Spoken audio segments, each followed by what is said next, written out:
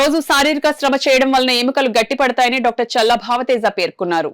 Boat club ఉద్యానవనంలో walkers సంఘం ఆధ్వర్యంలో జరిగిన ఉచిత వైద్య శిబిరాన్ని ఉద్దేశించి డాక్టర్ చల్లా భావతేజ మాట్లాడారు. చిన్నతనం నుంచి ఎముకలు బలంగా ఉంటే చివరి దశ వరకు ఆరోగ్యంగా ఉంటాయని అన్నారు. 20 ఏళ్ల తర్వాత ఎముకల సాంద్రత పెరిగి 35 ఏళ్ల తర్వాత తగ్గుతూ ఉంటాయని అన్నారు. ఎముకలు బలహీనపడితే చిన్నపాటి ప్రమాదాలకు అవి విరిగే అవకాశం ఉందన్నారు. పోషకాహారాలేమి, దీర్ఘకాలిక మందుల వినియోగం ఎముకలపై ప్రభావం చూపుతాయని అన్నారు. ఎముకల బలానికి తగినంత ఖనిజాలు, ప్రోటీన్లు ఉన్న ఆహారాన్ని తీసుకోవాలని అన్నారు. రోజు శారీరక వ్యాయామం చేయాలని డాక్టర్ భావతేజ పేర్కొన్నారు. అనంతరం వైద్య పరీక్షలు నిర్వహించి మందులు పంపిణీ చేశారు. సంఘ అధ్యక్షులు అడబాల రత్నప్రసాదరావు ఆధ్వర్యంలో డాక్టర్ ఎం రాఘవేంద్రరావు చేతుల మీదుగా డాక్టర్ భావతేజను ఘనంగా సత్కరించారు. రమణ క్లినికల్ ల్యాబొరేటరీ ఆధ్వర్యంలో ఉచితంగా రక్త పరీక్షలు, ఫార్మసిస్ట్ శ్రీవాణి, పిఎంపి వైద్యులు కుమార్ యాదవ్ బీపీ పరీక్షలు నిర్వహించారు. పోషకాహార నిపుణురాలు మల్లీశ్వరి ఆధ్వర్యంలో బాడీ అనాలిసిస్ చెకప్ పరీక్షలు నిర్వహించి స్థూలకాయం నివారణ కోసం అవగాహన కల్పించారు. ఈ కార్యక్రమంలో సంఘ కార్యదర్శి డాక్టర్ దాసరి శ్రీధర్, పివి రాఘవరావు, I Prasad Naidu, PV Ramana, T Nageswararao, D Subrahmanyam తదితరులు పాల్గొన్నారు.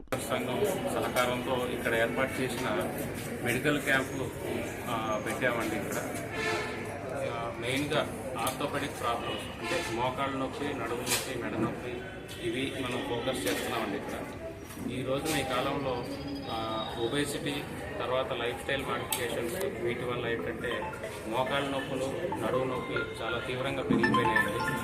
దీనికి ఈ రెండింటికి కూడా వాకింగ్ అన్నది చాలా మంచి ఎక్సర్సైజ్ అవుతుందండి.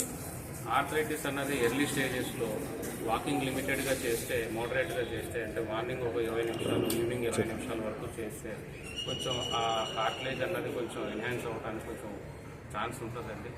కాబట్టి కొంచెం బాగా సివియర్ ఆర్థరైటిస్ వస్తే పెయిన్ వస్తే చేయకుండా, పెయిన్ లేకపోతే కొంచెం సేపు డైలీ ఒక 10 మినిట్స్ చేసి ఆపడం అలా చేయాలి.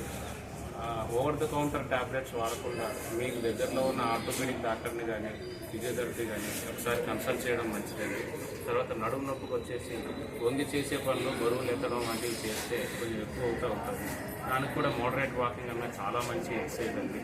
తర్వాత యోగా లాంటి యోగా మెడిటేషన్ చేసినా కూడా అంటే కాంప్లికేటెడ్గా కొంచెం కొంచెం ఎక్కువగా వంగి కూర్చుని చేసే సింపుల్గా బ్రీతింగ్ ఎక్సర్సైజ్ లాంటివి, సింపుల్ ఆసనాలు అవి చేస్తే కూడా ఈ నడుము నొప్పి అనేది కంట్రోల్ ఉంటుందండి. మెడ నొప్పి కూడా బరువు అంటే మెడ మీద, తలపైన, భుజాలపైన బరువు ఎక్కువ పడకుండా కొంచెం డ్రైవింగ్ కూడా, కుదుపుల్లో ప్రయాణాలు అవి కూడా తగ్గిస్తే మెడ నొప్పి, నడుము నొప్పి కూడా కంట్రోల్గా ఉంటాయి.